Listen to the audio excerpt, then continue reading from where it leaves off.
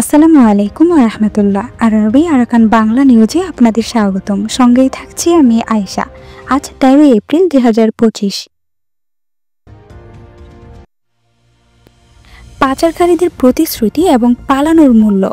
19 বছর বয়সী আনোয়ার দক্ষিণ পূর্ব বাংলাদেশের শামলাপুরের কাছে উপকূলে চুপচাপ নোঙর করা একটি কাঠের ট্রলারে উঠেছিলেন। নৌকাটি মালয়েশিয়ার উদ্দেশ্যে রওনা হয়েছিল তাকে বলা হয়েছিল।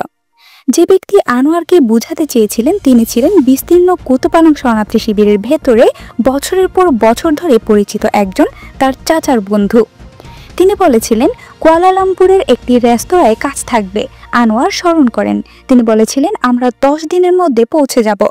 কিন্তু মাত্র 3 দিন সমুদ্রে থাকার পর নৌকার ইঞ্জিনটি বিকল হয়ে যায়। কোনো স্যাটেলাইট ফোন, জিপিএস এবং সীমিত খাবার না থাকায় যাত্রীরা আরও 5 দিন লক্ষ্যহীনভাবে ভেসে বেড়াতেন এবং বাংলাদেশ কোস্টগার্ড তাদের উদ্ধার করে। আনোয়ার ভাগ্যবান ছিলেন, ক্যাম্প থেকে আরও কয়েক ডজন সমুদ্রে নিখোঁজ রয়েছেন।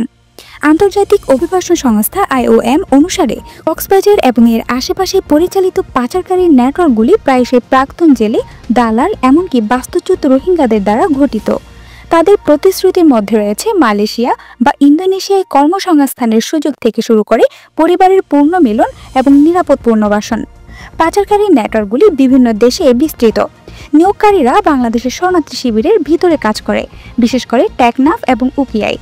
দুর্বল ব্যক্তিদের প্রায়শই কিশোর ছেলে এবং বিধবা মহিলাদের চিহ্নিত করে এবং নাফ নদী বা বঙ্গোপসাগরের ধারে নৌকা দিয়ে তাদের পাচারকারীদের সাথে সংযুক্ত করে। ট্রানজিট পয়েন্টগুলোর মধ্যে রয়েছে মিয়ানমারের দক্ষিণ উপকূল, থাই মালয় সীমান্ত এবং দক্ষিণ থাইল্যান্ডের প্রত্যন্ত জঙ্গল শিবির। হিউম্যান রাইটস ওয়াচের 2023 সালের একটি প্রতিবেদন অনুসারে অনেক পাচারকৃত রোহিঙ্গা এই রুটে নির্বিচারে আটক, চাঁদাবাজি, জোরপূর্বক শ্রম বা যৌন সহিংসতার সম্মুখীন হয়। পাচার বৃদ্ধির অন্যতম কারণ হলো শিবিরের অবস্থার অবনতি। 2023 সালে বিশ্ব খাদ্য কর্মসূচি WFP তহবিলের ঘাটতির কারণে রোহিঙ্গা শরণার্থীদের জন্য মাসিক রেশন $12 থেকে কমিয়ে $8 করতে বাধ্য হয়েছিল।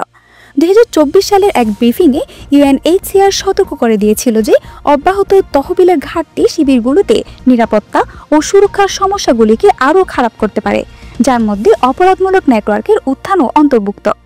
যারা নৌকায় চড়েন তারা প্রায়শই ভয়াবহ নির্যাতনের শিকার হন।